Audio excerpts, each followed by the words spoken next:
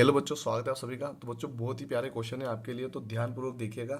पूरी कोशिश करिएगा पूरा वीडियो देखने की, और हो सके तो वीडियो को लाइक जरूर कीजिएगा। तो बच्चों सवाल है पहला वाला कि 4 दर्जन केलों का दाम 24 रुपये है, तो 150 केलों का दाम कितना होगा। यानी 150 जो केले हमको कितने रुपए में पड़ेंगे। तो बच्चों यहाँ पे देखिए, 4 केलों का जो मूल्य आ रहा है हमको, मतलब 4 दर्जन केलों का मूल्य जो आ रहा है वो 24 रुपये आ रहा है। ठीक है।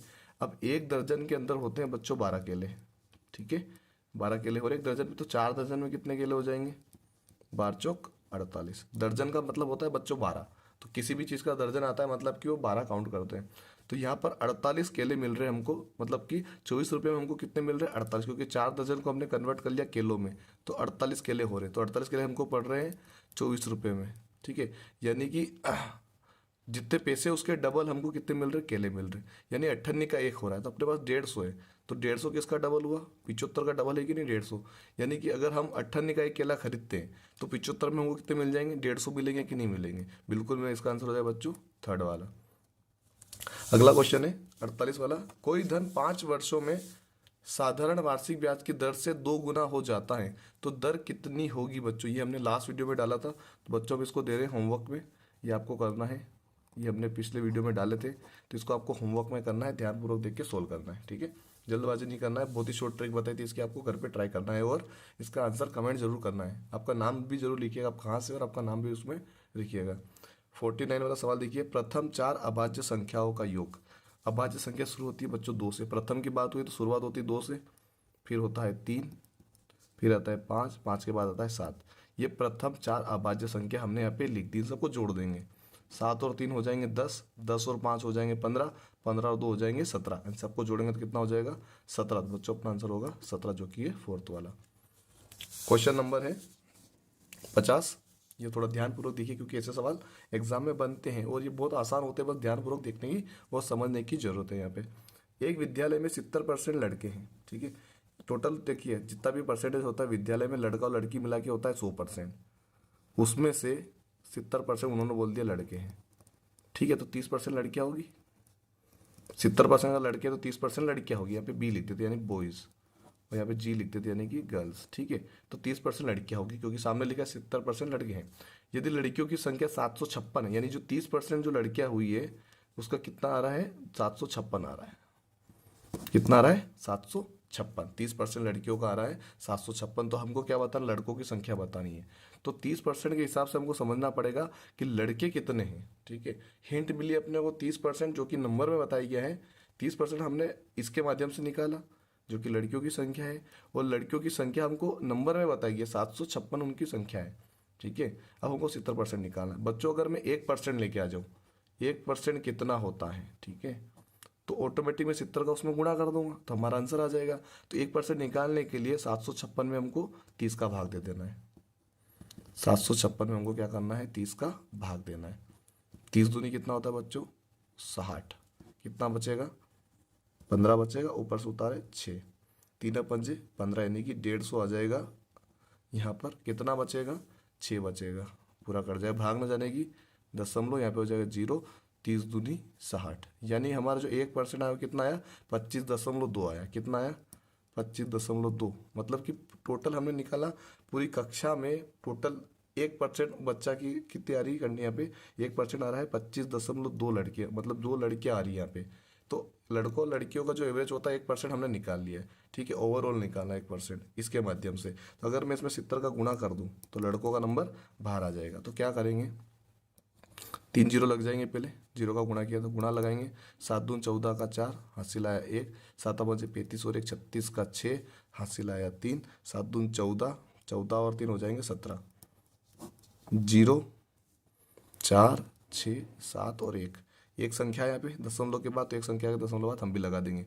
आंसर कितना आ रहा है अपना, 1764 लड़कों की संख्या होगी। 1764, जो कि ऑप्शन है बी वाला। इसलिए बच्चों कभी भी ऐसा सवाल आता है उसमें आपको ध्यान रखना है कि अगर हमको यहाँ पे 70% लड़के दिए और लड़कियां दी है 756, यानी कि 100 में से 70% तो लड़कियां, तो 30% लड़कियां है, तो 30% का नंबर हमारे पास ए है। तो इसका भाग देखिए हम 1% निकालेंगे और 1% का गुणा 70 में करेंगे, तो लड़कों की संख्या बाहर आ जाती है ऐसे। नेक्स्ट क्वेश्चन बच्चों हमारा 21 वाला, 51 वाला, जो कि है संजीव रुपए 5,000 में टीवी सेट खरीदता है। और उसे 4750 में बेच देता है, तो उसे कितने प्रतिशत की हानि होती है। बच्चों हानि तो सामने दिख रही है कि हमको कहीं ना कहीं 250 रुपये की हानि हो रही है। तो बच्चों उसको कैसे निकालते हैं, कितने परसेंट की हानि हो रही है अपने पास। तो जो क्रे फॉर्मूला होता है, परसेंटेज निकालना, अगर लाभ निकालना हो या फिर हानि निकालना हो, दोनों का सेम फॉर्मूला होता है। ऊपर लिखना होता है डिफरेंट, यानी कि अंतर। क्या लिखना होता है, लाभ हो रहा है तो भी अंतर ही लिखना है, फायदा हो रहा तो मतलब दोनों, घाटा हो या नुकसान हो, दोनों में अंतर ही आएगा। नीचे आएगा क्रय मूल्य, यानी हमारा जो पैसा है वो कितना है वो हमको यहाँ पे लिखना होगा। गुणित में परसेंटेज का मतलब होता है 100। ये अपना हानि हो या फिर लाभ हो, दोनों के लिए निकाल सकते हैं, ठीक है।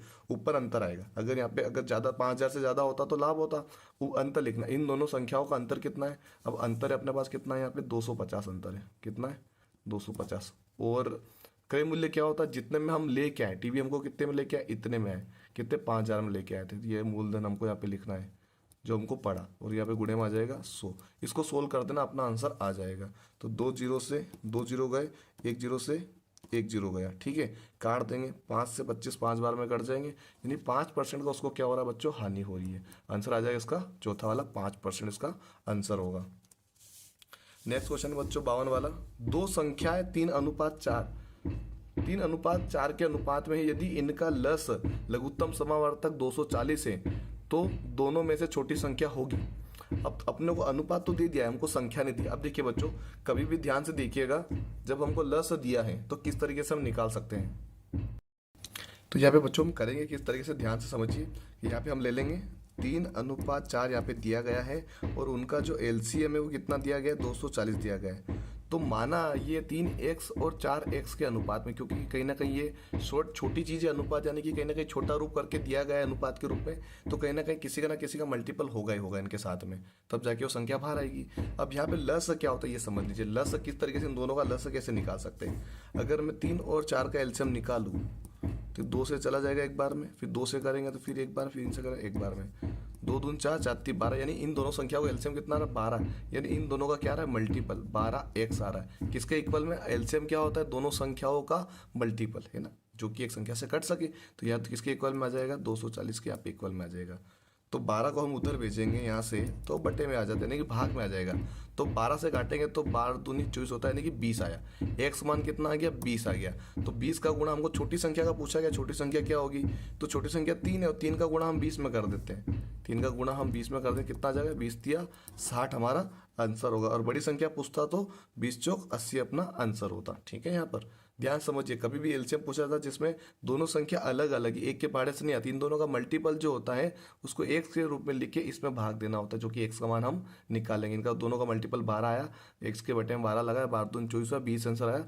20 का गुणा 3 में किया, 20 तिया 60, और बड़ी संख्या पूछता तो 4 का गुणा कर दे, 20 चौक 80 होता है यहाँ पे, ठीक है। बच्चों लास्ट सवाल है, ध्यानपूर्वक समझिएगा इसको। 90 किलोमीटर प्रति घंटे की चाल से जा रही 75 मीटर लंबी रेलगाड़ी एक बिजली के खंभे को कितनी देर में पार कर लेगी, यहाँ पर हमको बताना है। देखिए बच्चों, यहाँ पर पहले एक समझना होगा कि सवाल में अपने को दो चीज़ दी गई है, 90 किलोमीटर प्रति घंटा जो कि चाल है, और 75 मीटर जो कि एक दूरी है, ठीक है। तो यहाँ पे दिया गया है। अब जो दूरी है हमारे पास है 75 मीटर के रूप में दे रखी है, लेकिन स्पीड है हमारे पास, जो गति है वो कितनी, 90 किलोमीटर प्रति घंटे में दे रखी है।